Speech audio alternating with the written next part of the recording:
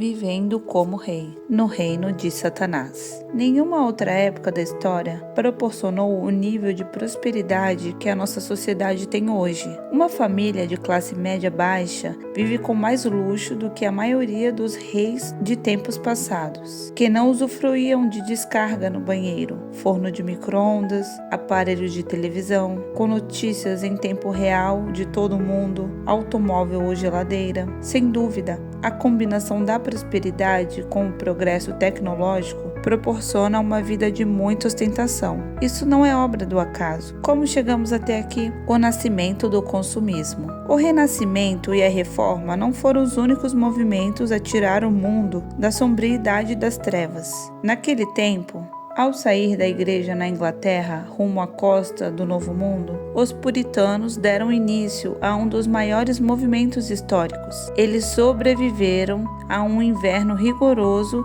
em parte devido à compaixão dos índios locais, e isso motivou a celebração do primeiro dia de ação de graças. A ética dos puritanos, que não só consideravam o trabalho algo nobre, mas também um ato de devoção a Deus, tornou-se a base para o progresso dos Estados Unidos. O trabalho duro e o sucesso vindouro foi a garantia da presença do Senhor com eles. Segundo Rodney Clapp, autor de Why the Devil Takes Visa? Por que o diabo tira o visto? Até 1850, 65% da nação trabalhava em fazendas. A população rural construía suas casas e seus celeiros, produzia suas ferramentas, fazia as próprias roupas, os próprios móveis, criava animais e plantava. A vida dos primeiros americanos, portanto, era desprovida das complexidades e do caos da sociedade moderna. Em meados do século XIX, a Revolução Industrial trouxe grandes mudanças para a cultura americana. As fábricas floresceram nas grandes cidades, barateando a produção das mercadorias. Além disso,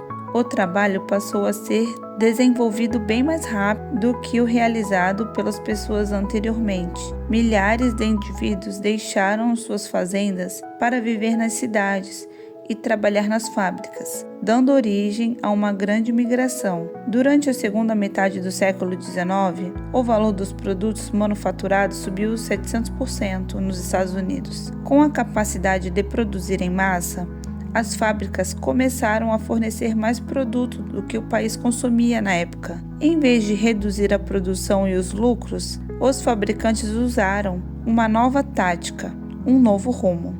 Contrataram caixeiros viajantes e investiram em publicidades. Eles estavam tão inclinados a lucrar mais que levaram o país do deserto de uma vida modesta para a terra prometida, entre aspas, dos gastos liberais. A prática de comprar a crédito tirou as pessoas de um estilo de vida comedido. A tentação do ter agora, entre aspas, foi avassaladora. Antes disso, as pessoas literalmente economizavam cada centavo para comprar o que desejavam, independentemente do tempo que isso levava. Comprar a crédito significou a possibilidade de ter primeiro e pagar em prestações depois. Os fabricantes rapidamente perceberam o potencial expressivo da publicidade, lançando esquemas elaborados de marketing em massa. Os anúncios sem graças das últimas páginas dos jornais logo se tornaram ultrapassados. Até aquele momento, os leitores só olhavam as páginas de propaganda quando precisavam de determinado item. Os anúncios agora estavam em todas as páginas. Esse foi o verdadeiro ponto de virada no consumismo americano. Pela primeira vez, as pessoas estavam comprando o que não precisavam, nem estavam procurando. Os anunciantes se beneficiaram de uma poderosa paixão humana, a cobiça. Os especialistas do mercado foram brilhantes ao aprender como criar uma atmosfera adequada à venda de produtos. Rapidamente, eles descobriram que um bom vendedor não se concentra na mercadoria, mas nos seus possíveis benefícios. Por exemplo, o pessoal do marketing dos automóveis Packard era capaz de criar um outdoor com a imagem de uma família passeando em seu carro novo por uma estrada cinematográfica. O subconsciente humano associava o automóvel à liberdade, ao requinte e à alegria familiar. O casal então passava em uma agência Packard só para dar uma olhadinha.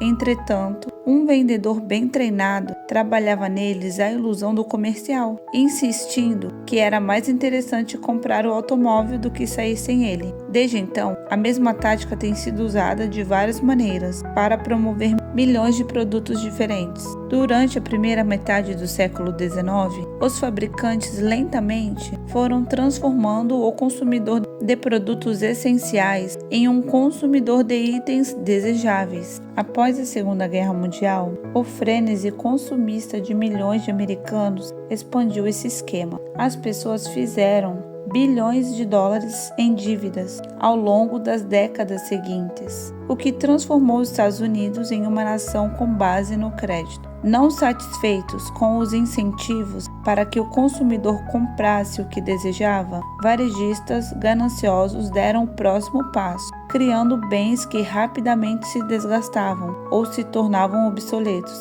Em 1955, o comerciante americano Victor Loeb teve um vislumbre das estratégias de marketing quando afirmou: "A nossa extremamente produtiva economia exige que façamos do consumo um estilo de vida, que convertamos a compra e o uso de bens em um ritual, que busquemos a satisfação espiritual, a satisfação do ego no consumo. Cada vez mais precisamos de coisas a serem consumidas, queimadas, desgastadas, substituídas e descartadas. Ao contrário dos períodos de breve recessão econômica, os gastos dos consumidores aumentavam significativamente. É como um casal inocente, o qual escolhe um filhotinho de cachorro fofo que se transforma em um São Bernardo e come a casa toda." As pequenas extravagâncias dos anos 1950 e 1960 viraram um monstro que dificilmente podemos alimentar. A enorme dívida dos Estados Unidos é apenas o sintoma aparente do que se tornou uma doença nacional. Um dia precisaremos pagar a conta. É sabido que, no século XIX, um dos métodos usados para aumentar a margem de lucro era a criação de uma loja da empresa. Os patrões construíam uma comunidade para os trabalhadores, onde havia uma loja de artigos gerais pertencente à empresa. Grande parte do salário dessas pessoas retornava para os patrões por meio da loja. Quando não tinham dinheiro para pagar, a loja oferecia a eles um crédito fácil. Caso a dívida não pudesse ser quitada, o trabalhador se via impossibilitado de deixar aquele emprego. Na verdade, ele se tornava um trabalhador escravo da empresa. Tal prática, incentivada pelo crédito fácil, era muito vantajosa para os empresários. O espírito da Babilônia continua agindo dessa maneira hoje. Todos os anos, as pessoas se afundam mais em dívidas com aquele que não vem senão a roubar, matar e a destruir. João capítulo 10, versículo 10. Elas estão tão presas à escravidão da cobiça quanto aqueles trabalhadores estavam na loja da empresa onde trabalhavam. O agente escravizador não é a dívida em si, mas o amor pelas coisas do mundo. O crédito fácil somente as torna cada vez mais acessíveis. A vida atual é caracterizada pela busca incessante e egoísta por posses e experiências novas. O sonho americano se resume a "mais para mim", entre aspas. O fascínio por objetos de desejo nos bombardeia constantemente. O jornal The New York Times estimou que os cidadãos americanos se deparam com cerca de 3.500 anúncios por dia. Seria de se esperar que tal publicidade não tivesse efeito sobre os cristãos, mas também nisso eles se diferem bem pouco dos não salvos. Nós nos esforçamos para chegar na frente, entre aspas. Estamos igualmente endividados. Somos enganados pela simbologia de bênção divina. Compramos luxos desnecessários. Em suma, para sermos honestos, devemos admitir: a motivação dos nossos desejos não é diferente da motivação daqueles fora da comunidade evangélica. Essa cobiça zomba da cruz.